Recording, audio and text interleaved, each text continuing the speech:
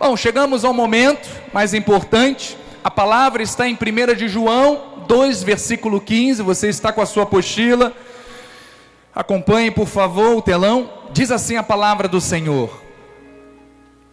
O tema, o amor que Deus é contra. Diz assim a palavra: não ameis o mundo, nem as coisas que há no mundo. Porque se alguém amar o mundo, o amor do Pai não está nele. Porque tudo que há no mundo, a concupiscência da carne, a concupiscência dos olhos e a soberba da vida, não procede do Pai, mas procede do mundo. Ora, o mundo passa bem com as suas concupiscências, ele vive bem com este tipo de sentimento. Aquele, porém, que faz a vontade de Deus, permanece eternamente. Diga: eu faço a vontade de Deus, e a vontade do Pai há de permanecer eternamente na minha vida, em nome de Jesus. Deus amado e bendito, obrigado, Senhor, por este momento, obrigado por esta oportunidade, que esta palavra que será semeada agora penetre nos corações e germine abundantemente. Esta é a vontade. Este culto seja um culto de ensino, um culto, Senhor, de ensinamento da palavra de Deus, porque este é o cuidado de Deus e deste ministério para com a sua ovelha. Por isso, usa-nos, Pai, em nome de Jesus. Assim nós oramos e confessamos. Amém e amém. Muito obrigado, Bispo Kim Lins. Amados do Senhor, estamos estudando um módulo sobre o amor ainda, e já compartilhamos muitos aspectos importantíssimos a respeito deste amor, que é o amor ágape, que devemos cultivar como cristãos, como filhos de Deus. Mas no último domingo passado, só para refrescar a memória, eu dissequei a passagem que está em 1 de Coríntios 13, onde o apóstolo Paulo ensina a igreja de Corinto que o verdadeiro cristão, ele não pode viver manifestando dons espirituais sem a real motivação da sua vida. Ele não pode estar sendo movido por esses dons e manifestando se na sua vida não estiver o verdadeiro amor de Deus, pois desta forma não dará frutos reais, vive apenas fazendo barulhos. Então, vimos que ao contrário do que muitos pensam, o apóstolo Paulo, ele não escreveu aquele trecho que está em 1 de Coríntios 13, um trecho poético a respeito do amor. Muitos fantasiam este trecho achando que é algo poético, assim como muitos também repetem demasiadamente estes versículos sem a verdadeira sentido que ele traz. E por isso, estes versículos passam despercebidos. Mas Paulo estava advertindo aquele povo a dar uma atenção especial e viver aquilo que ele estava ensinando. Porque, como eu falei anteriormente, aquele povo, ele vivia os dons, a aparência, mas não vivia um sentido real do cristianismo, que é o amor. Então saímos daqui com a certeza de que para termos uma vida espiritual madura e frutífera, e eu creio que esta é a vontade de Deus para cada um de nós, diga amém, devemos praticar com intensidade e incondicionalmente este amor de Deus, que é o verdadeiro amor, é o amor ágape. Mas hoje nós vamos falar sobre um tipo de amor que Deus é totalmente contra. Um amor que de maneira alguma pode existir na vida de alguém que foi regenerado, transformado e lavado pela palavra. e que sofreu uma verdadeira conversão.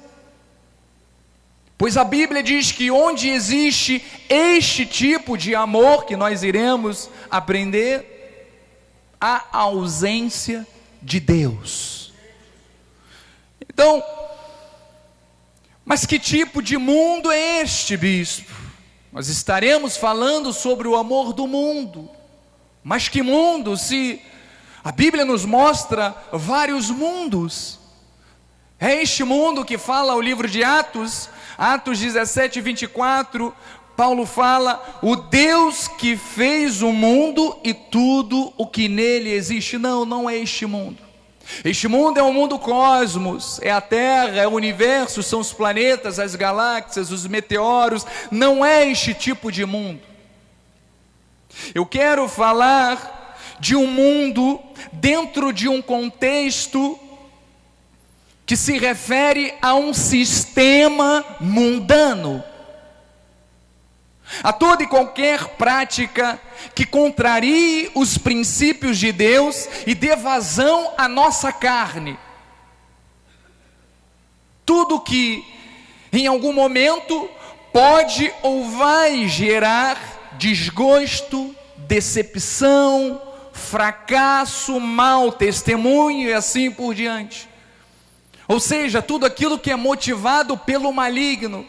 E se é motivado pelo maligno, Deus é contra. A Bíblia chama de pecado.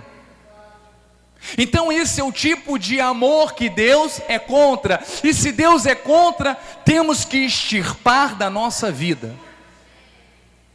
Não pode fazer parte da vida do cristão.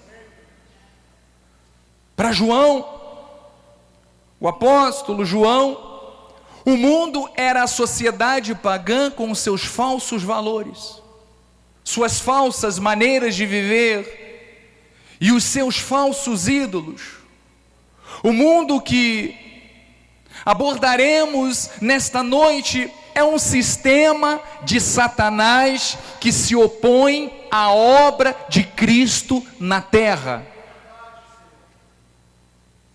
E não pense, meus amados irmãos, que o inimigo aparece de forma clara ou de forma contundente. Não, ele aparece de forma sutil.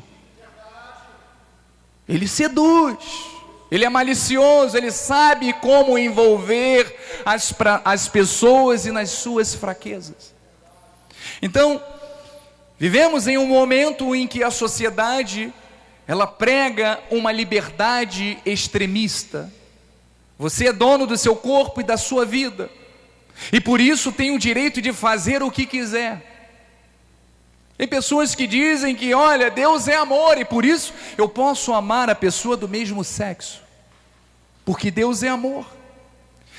Só que não é este tipo de amor que agrada a Deus. Este tipo de amor agrada a Deus dentro dos princípios de Deus, quando é dentro do casamento e entre homem e mulher. Você quer aplaudir ao Senhor? Mas esta é a forma que o inimigo age para seduzir, para convencer as mentes fracas de que Deus é amor e por isso é permissivo amar de qualquer forma e a todo custo. Só que Deus, Ele tem um exemplo, um tipo de amor que não é o amor do mundo. Então este não pode ser o pensamento cristão. Este jamais poderá ser o pensamento de quem deseja viver a vida com eternidade com o Pai. Se eu quero viver a minha vida eterna com o Pai, eu tenho que viver de acordo com aquilo que Ele ensina em sua palavra. E o Salmo 97:10 diz: vós que amais o Senhor, quantos aqui amam o Senhor, digam amém. Então detestai o mal. Este é o primeiro ponto. Se você ama a Deus, você tem que amar o bem, o amor de Deus, mas detestar o mal, o amor do mundo. Romanos 12:9 diz: o amor seja sem hipocrisia. Veja que o mundo, na sua forma de demonstrar amor, demonstra dessa forma, hipocritamente, falsamente. Mas este não é o amor que Deus ama. Detestai o mal, apegando-vos ao bem. Você só tem como detestar o mal se você se apegar ao bem, se você estudar a palavra, se você ler a palavra, se você tiver comunhão com Deus através do seu tempo a sós em oração, se você vir à igreja, porque aqui é a seara, é o lugar onde você aprende, onde você recebe alimento. Do contrário, você estará vulnerável aos ataques do inimigo. Então há vários motivos pelos quais os cristãos não devem amar o mundo. Existem vários motivos que nós devemos rechaçar o mundo. Sabe por quê? Porque o mundo é um sistema contrário a Deus. O sistema mundano tem um seu líder. E você vai saber, Jesus o chamou de diabo. O príncipe deste mundo, diz assim em João 12:31, chegou o momento de ser julgado este mundo, e agora o seu príncipe será expulso. Veja que quem governa o mundo e o amor do mundo, o mundo tem o seu líder, o seu príncipe, é o diabo. Então o diabo tem uma organização de espíritos maus e malignos trabalhando com ele, influenciando as coisas deste mundo. Nós vemos aí através da televisão ou em qualquer lugar que você vá, está cheio de pessoas sendo usadas pelo diabo.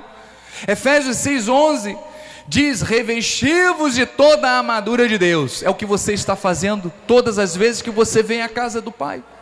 Vem se revestir da armadura de Deus, para poderes o quê? Ficar firmes contra as ciladas do diabo, porque o inimigo tem ciladas.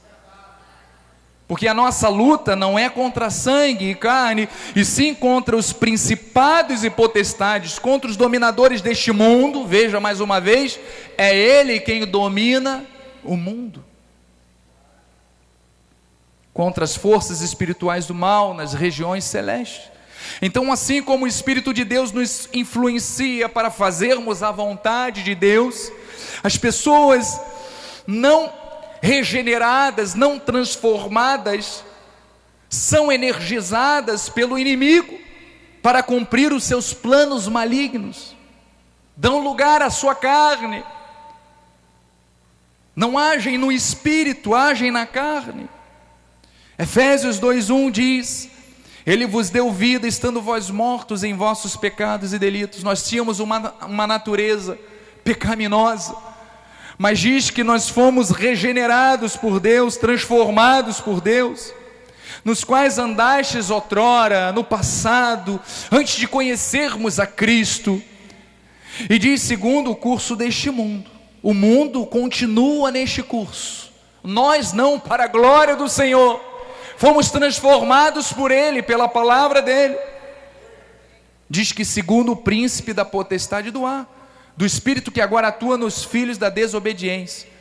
Então as pessoas que não foram libertas, elas pertencem a um sistema mundano, que é inimiga de Deus. Este mundo, ele não conhece a Cristo, e portanto não conhece a nós. Ele não ama a Cristo, portanto não ama também a nós. Veja o que Jesus disse aos seus discípulos. Ele fala em João 15:18: se o mundo vos odeia, sabeis que primeiro do que a vós outros, me odiou a mim. Antes de odiar você, odiou a Deus. E diz que se vós fosseis do mundo, o mundo amaria o que era seu. No passado, quando nós andávamos segundo o curso deste mundo, parecia que nós estávamos em casa. Mas a partir do momento que os nossos olhos foram iluminados, passamos a enxergar de forma estranha, não nos adequamos mais à forma do mundo e somos estranhos a ele também. Então, todavia, não sois do mundo. Digam: não sou do mundo. E diz que pelo contrário, dele vos escolhi. Foi Deus quem te atraiu, foi Deus quem te trouxe, quem te buscou para o reino dele.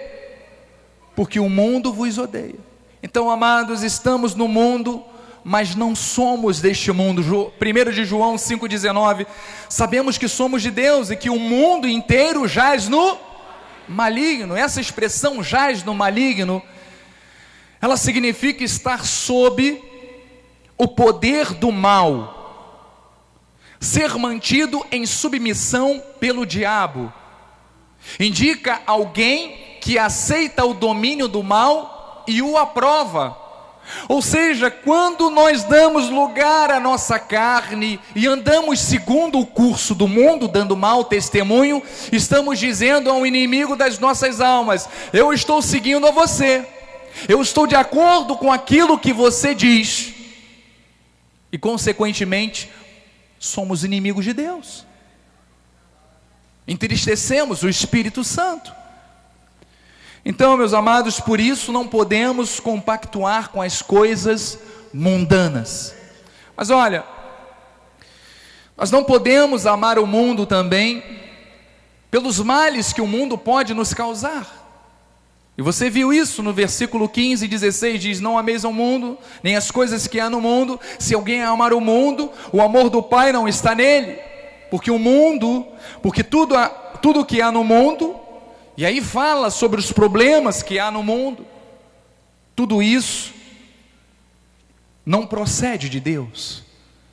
Então, o primeiro mal que o mundo pode nos causar é que o amor ao mundo demonstra a ausência de Deus na nossa vida, porque nos afastamos de Deus. Ou a pessoa ama o mundo, ou a pessoa ama a Deus. As duas atitudes jamais caminharão juntas, porque elas são antagônicas, elas são diferentes umas das outras. É como óleo e água, não se mistura. O Evangelho não admite uma pessoa, uma vida externamente bonita e bem afeiçoada e um coração cheio de podridão. O Evangelho não admite isso, e Jesus também não admitiu. Deus não aceita espírito fariseu. Ele chama esse tipo de espírito de sepulcro caiado. Mateus 23, 27 diz: ai de vós, escribas e fariseus, hipócritas, porque sois semelhantes aos sepulcros caiados, que por fora se mostram belos, mas interiormente estão cheios de ossos mortos e toda a imundície. O que significa um sepulcro caiado? Literalmente falando, aqui Jesus estava fazendo alusão a uma lápide, um túmulo lindo, bonito por fora, mas por dentro tem um morto, tem algo que não tem vida. Assim nós éramos como quando estávamos no mundo, assim nós éramos antes de confessarmos a Cristo. Portanto, a pessoa que vive de aparência, mas que no seu interior não frutifica no Espírito, ela está morta. E é triste isso. É triste porque aonde há morte, não há Deus, não há vida. O apóstolo Paulo faz menção aos comportamentos que revelam a ausência de Deus, uma vida morta. E aqui diz em 2 de Timóteo 3,1, eu vou ler rapidamente, diz assim: sabe porém isto, nos últimos dias, estamos vivendo esses últimos dias, sobrevirão tempos difíceis. E diz: pois os homens serão egoístas, avarentos, jactanciosos, arrogantes, blasfemadores, desobedientes aos pais, ingratos, irreverentes, desafeiçoados, implacáveis, caluniadores, sem domínio de si, sem domínio próprio, sem o fruto do Espírito, cruéis, inimigos do bem, traidores, atrevidos, enfatuados, mais amigos dos prazeres do que amigos de Deus, mais amigos do mundo, da carne, do que amigos de Deus. E ele recomenda, olha, tendo forma de piedade, veja como é que ele se dissimula, negando-lhe, entretanto, o poder, negando Deus. E aí vai o conselho de Timóteo: foge também destes. Foge. Diz a palavra que as más conversações corrompem os bons costumes. Diz que um pouco de fermento faz o quê? Leveda toda a massa. Não se assente na roda dos escarnecedores, não ande com pessoas que não vão acrescentar nada para a sua edificação, não. Se afaste, se junte àqueles que comungam na mesma fé. Então fuja desses comportamentos e de pessoas que possam influenciar a sua vida de forma errada, fuja. Bom, o segundo mal que o mundo pode causar é o amor ao mundo. Ele interfere no cumprimento da vontade de Deus em nossas vidas. Porque veja, diz no versículo 17: ora, o mundo passa bem com as suas concupiscências. Aquele, porém, que faz a vontade de Deus permanece para sempre.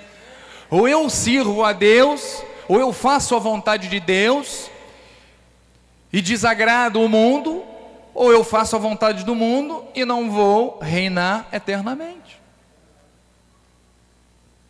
Então, meus amados, fazer a vontade de Deus deve ser algo espontâneo e motivado por um desejo de querer sempre mais, de querer sempre aprender mais. Eu sei que vocês estão aqui e é exemplo notório disto. Muitos saíram do trabalho cansados e vieram aqui para aprender, porque vocês valorizam esta palavra, é isto mesmo. Mas que vocês também possam incentivar aqueles que estão lá do outro lado. Podemos ver esta igreja cheia de irmãos, assim como Jesus, quando reunia, eram 5.000 homens, sem contar mulheres e crianças, imagina. Por isso precisamos, mais do que nunca, investir esta palavra nos corações, para que as pessoas possam viver e possamos ter um mundo melhor. Então, fazer a vontade de Deus deve ser com alegria, com prazer, porque Deus ama quem dá com alegria.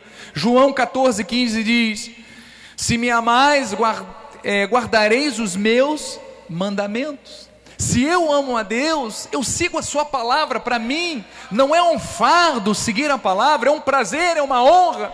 Estar sobre este altar aqui falando para você do amor de Cristo é o maior privilégio do homem. Não existe honra maior de Deus do que estar sendo usado por Ele para ministrar aos seus filhos. Então temos que ficar alegres de falarmos de Cristo. Mas atenção, quando um crente perde a sua alegria no amor do Pai, fazer a vontade de Deus deixa de ser um prazer para ser um peso. Se envolver com o mundo acaba levando a pessoa a perder a alegria do amor do Pai, e fica desencorajado a fazer a vontade dEle, acha que tudo é cansativo, que tudo é um fardo, dá desculpas para tudo. Então, quando as pessoas começam a trocar o compromisso do culto, ou quem sabe o serviço a Deus através de uma área dentro do ministério, em troca de algo externo, uma atividade social, secular, não é mesmo? Uma festa, um futebol, uma praia, um churrasco, um cinema. Mas vem cá, bispo, é proibido essas coisas? Não. Eu estou dizendo quando nós priorizamos as coisas do mundo em detrimento das coisas de Deus. Deus, Ele tem que estar no centro da minha vida. E no nível hierárquico, Ele tem que estar em primeiro lugar. Ele não pode estar em último nem em segundo, Ele tem que estar em primeiro lugar. Estar em primeiro lugar, muitas vezes, sim, é deixar uma festa de lado, é deixar uma praia, é deixar uma festa, um cinema, um shopping, enfim, é priorizar a Deus. Ele fez isso por mim. Então este é o pensamento que nós devemos ter, e não darmos desculpas, porque a brasa fora do braseiro, ela apaga.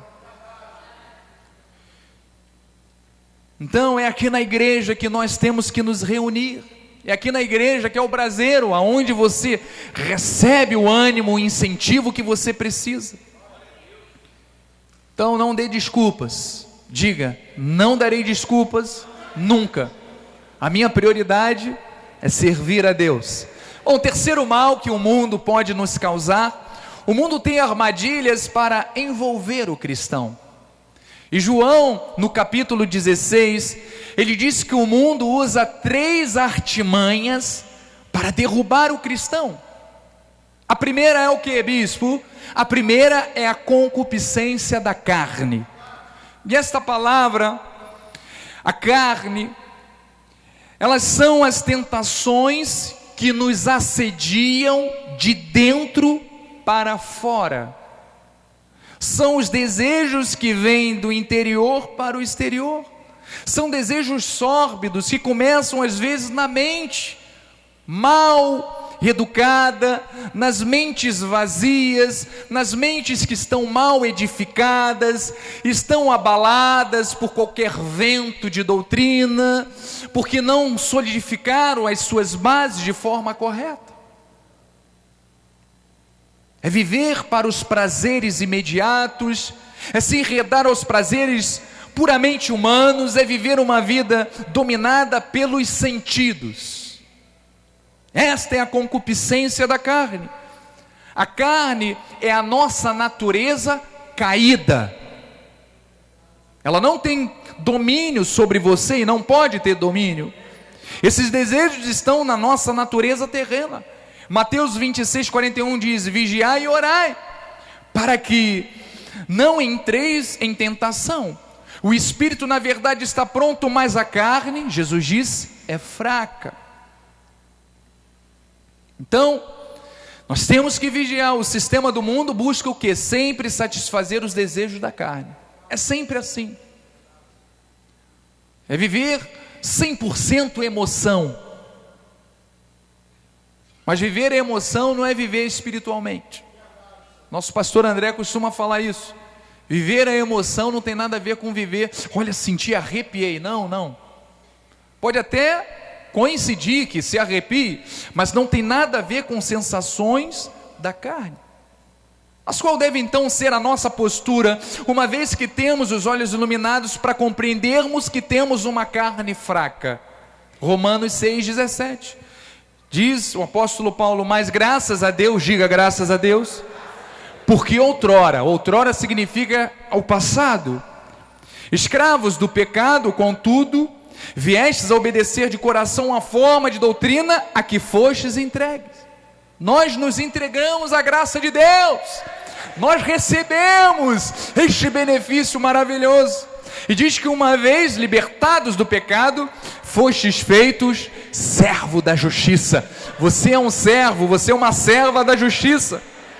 Ele diz: olha, falo como homem, como qualquer ser humano, por causa da fraqueza da vossa carne, assim como oferecestes os vossos membros para a escravidão da impureza e da maldade para a maldade, assim oferecei agora os vossos membros para servirem à justiça para a santificação. Nós estamos aqui para usar o nosso corpo inteiro para a santificação, em prol do reino de Deus. Porque quando eres escravos do pecado, estavas isentos em relação à justiça. Naquele tempo, que resultados colheste? Somente as coisas que agora vos envergonhais, porque o fim delas é a morte. Quantos de nós temos vergonha daquilo que fizemos no passado? Agora, porém, libertados do pecado, transformados em servos de Deus, tendes o vosso fruto para a santificação e por fim a vida eterna, porque o salário do pecado é o quê? A morte. Mas o dom gratuito de Deus é a vida eterna em Cristo Jesus nosso Senhor. Você quer aplaudir por isso? Vamos dar um lindo aplauso ao Senhor.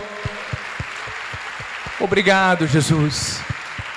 Por isso, os irmãos amados do Senhor, temos que dominar os impulsos da carne, buscar sempre envolvimento com as coisas de Deus. Mais uma vez eu reforço: oração. Venha, esteja no culto de oração com o pastor André, a pastora Cristiane, é uma bênção. Ore na sua casa, ore com a sua família, não durma sem orar junto, não acorde sem orar juntos. Venha à casa de Deus, assista aos cultos, aprenda a palavra, medite na palavra, porque isso edificará a sua vida. Outro ponto, falei sobre a concupiscência da carne, a concupiscência também dos olhos.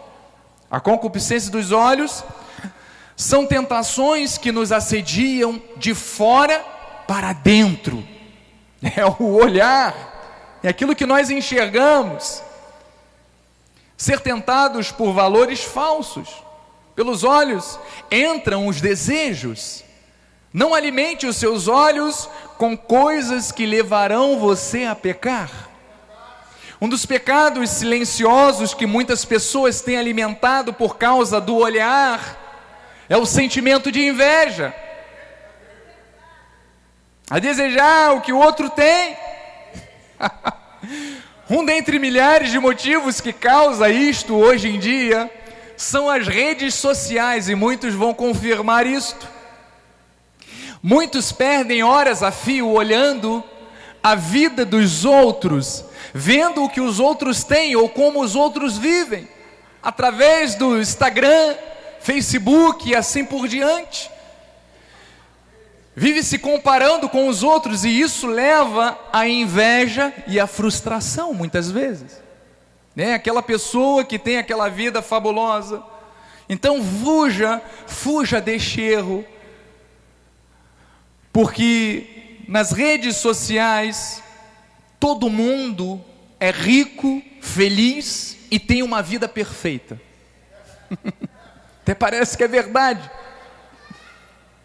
mas esta é a forma que os outros gostam de mostrar, e isso às vezes causa em nós até mesmo um desânimo, um certo desânimo. Você vê uma pessoa, né, com uma aparência X e tal, uma casa assim, assado, e às vezes a pessoa, poxa, eu gostaria de ter aquela vida, mas ninguém sabe a vida real daquela pessoa. Então, cuidado com os seus olhos. Davi é um grande exemplo que deu lugar aos seus olhos, ficou olhando para Batseba e acabou levando a sua vida a uma atitude de morte, de derrota. Então, cuide daquilo que você enxerga, daquilo que você procura ver. Lucas 11:34 diz: são os teus olhos a lâmpada do teu corpo. E se os teus olhos forem bons, todo o teu corpo será iluminado. Mas se forem maus, o teu corpo ficará em trevas. Não permita viver em trevas. Jesus estava nos aconselhando a buscarmos sempre aquilo que nos faz bem e edifica as nossas vidas. Então, se você é fraco quanto a alguma situação, se afaste imediatamente. Afaste-se daquilo que pode te fazer tropeçar. Então vamos a outra armadilha do mundo, que João cita: a soberba da vida. É a atitude de querer impressionar os outros. É a vanglória com coisas externas como riqueza, posição social, inteligência, poder, beleza, joias, carros, casas, vestuários e assim por diante. É qualquer tipo de ostentação pretensiosa. É tocar trombetas para si mesmo, é o desejo de brilhar ou de ofuscar os outros com a sua vida luxuosa. Isto Deus condena, mas o mundo ama, mas é um tipo de amor que não agrada a Deus, que Deus é contra. A glória de Deus, ela é rica e plena, mas a glória do homem, ela é vã, ela é vazia. O soberbo é aquele que tenta impressionar as pessoas com sua importância. Muitas pessoas compram carros, compram celulares. Tem pessoas que gostam do melhor, do último modelo para mostrar: olha, eu tenho o melhor celular. Mas isto para Deus não significa nada. Tem alguns que sacrificam até a sua honestidade, o seu caráter, a sua integridade para ostentar poder. E lá no Senado está cheio. 1 Timóteo 6,10 diz: porque o amor do dinheiro é o quê? É a raiz de todos os males. E alguns nessa cobiça se desviaram da fé, eram cristãos, estavam seguindo o caminho certo, mas deram lugar à cobiça, aos desejos da carne, e se desviaram.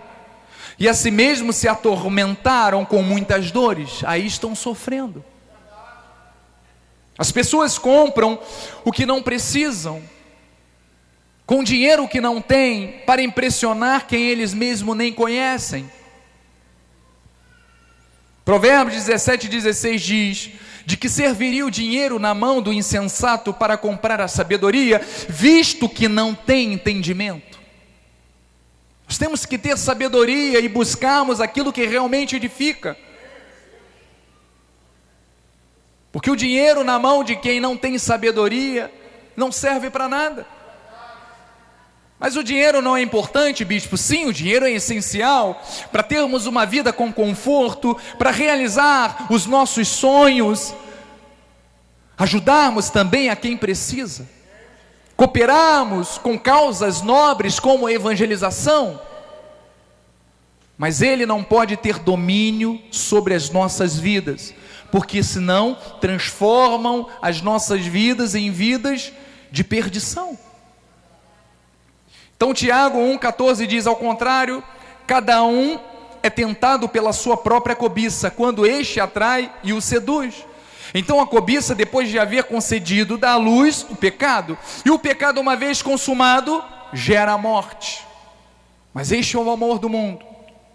Então, eleitos, diante de tudo isso que nós aprendemos nesta noite, estudamos, chegamos a algumas conclusões. Como os filhos de Deus resistem então a este assédio do mundo? Eu quero ler alguns versículos rápidos, estão em Tiago 4,4, diz assim: infiéis, não compreendeis que a amizade do mundo é inimiga de Deus? Então tenho que entender que ser amigo do mundo é ser inimigo de Deus, e consequentemente, ser amigo de Deus, vou ter muitos inimigos no mundo. E ter inimigo não é ter quem você não goste, porque os nossos inimigos são aqueles que são contra nós, e muitos lá fora são contra nós, são nossos inimigos, querem o nosso mal, mas nós não queremos mal de ninguém, nós queremos o amor de Cristo na vida deles. Então aquele, pois, que quiser ser amigo do mundo, constitui-se inimigo de Deus. Sujeitai-vos, portanto, a Deus, mas resisti o diabo e ele fugirá de vós. Veja que o inimigo, ele está aí ao nosso derredor, como um leão que ruge. Mas quando você se alimenta da verdade, quando você nutre a sua alma com os prazeres do Espírito, que são as verdades do Evangelho, o inimigo foge, o inimigo bate em retirada. Ele pode vir por 1, mas por 7 terá que fugir. Então chegamos também à conclusão de que os filhos de Deus não se conformam com o mundo. Diga: eu não me conformo com o mundo, porque não aceitamos os padrões do mundo. Romanos 12,2 diz: e não vos conformeis com este século, transformai-vos pela renovação da vossa mente, para que experimenteis qual seja a boa, agradável e perfeita vontade de Deus. Quando você vive os moldes de Deus, você experimenta o melhor de Deus. Do contrário, Deus não se manifesta. Outro ponto: os eleitos vivem para fazer a vontade de Deus. Então Mateus 7,21 diz: nem todo o que diz Senhor, Senhor entrará no reino dos céus, mas aquele que faz a vontade de meu Pai que está nos céus. Só vai herdar o reino de Deus aquele que... O pastor André está rindo, mas é verdade. É ou não é, pastor? É obediência, bispo. É obediência. Com Deus não se brinca. Com Deus não é tico-tico no fubá, como diz o nosso apóstolo. Com Deus é sim, sim, não, não. E ponto final. Senão, que diferença há entre a luz e as trevas? Porque o mundo também é cheio de caridade, de irmandade. O mundo também faz as suas doações, mas há uma diferença. Não tem olhos iluminados como nós temos. Não sabe discernir espiritualmente as coisas carnais e espirituais que nós sabemos. Não valorizam o Deus único, aquele que morreu na cruz do Calvário. Amém? Então vamos aplaudir. Estamos chegando ao final, mais 2 minutinhos. O cristão está no mundo, mas não pertence ao mundo. Nós fomos chamados do mundo, e o Senhor nos envia ao mundo, mas para sermos luz e seu testemunho. Então eu termino nesta noite com a declaração de Jesus em sua oração sacerdotal. E receba para a sua vida como esta oração. Diz assim a palavra em João 17:11 a 17. Jesus fez a seguinte oração: já não estou no mundo, mas eles continuam no mundo, que somos nós, ao passo que eu vou para junto de ti. Pai Santo, guarda-os em teu nome que me deste, para que eles sejam um, assim como nós. Então Jesus orava a Deus para que nós sejamos um com Ele, assim como Jesus é um com Deus. Quando eu estava com eles, guardava-os no teu nome que me deste, e protegi-os, e nenhum deles se perdeu, exceto o filho da perdição, para que se cumprisse a Escritura. Mas agora vou para junto de ti, e isto falo no mundo, para que eles tenham meu gozo completo em si mesmo, para que você tenha prazer em Deus, para que você sinta alegre e feliz por servir a este Deus maravilhoso. E ele diz: eu lhe tenho dado a tua palavra. Nós temos semeado a palavra de Deus, e o mundo os odiou, porque eles não são do mundo, como também eu não sou. Não peço que os tire do mundo, e sim que os guarde do mal. Eles não são do mundo, como também eu não sou. Santifique-os na verdade, porque a tua palavra é a verdade. A palavra de Deus é a verdade para a tua vida. Não abra mão desta palavra, não abra mão dos momentos com Deus, não abra mão da tua comunhão com o Senhor, não abra mão de você aprender cada vez mais e crescer nesta graça e no conhecimento, porque você está traçando o teu caminho para a eternidade. Assim seja, assim diz o Senhor. Vamos aplaudir uma vez mais. Deus seja louvado. Obrigado, Jesus. Obrigado porque tu jamais desampara o justo. Obrigado, Senhor. Bom, vamos todos ficar de pé. Eu vou chamar o altar, o pastor André, a pastora Cristiane. Pastor André, impetre a bênção apostólica e final para a igreja em nome de Jesus. Glória a Deus pela tua vida. Amém. Glória a Deus. Deus seja louvado. Oh, que palavra abençoada. Hoje experimentamos a boa, agradável e perfeita vontade de Deus nas nossas vidas. Sabe por quê? Porque nós não nos conformamos com este mundo. O amor do mundo não está em nossas vidas, mas o amor do Pai. Por isso nós somos um, em nome de Jesus. Levante as suas mãos para o altar em nome de Jesus. Pai santo, querido e verdadeiro, sabemos que aquele que faz a tua vontade, este permanece para sempre, meu Pai. Por isso nós permaneceremos firmes, porque lâmpada para os nossos pés é a tua palavra. Senhor, nós somos vasos de barro, mas o teu tesouro, nós temos um tesouro precioso, e este tesouro é Jesus, meu Pai.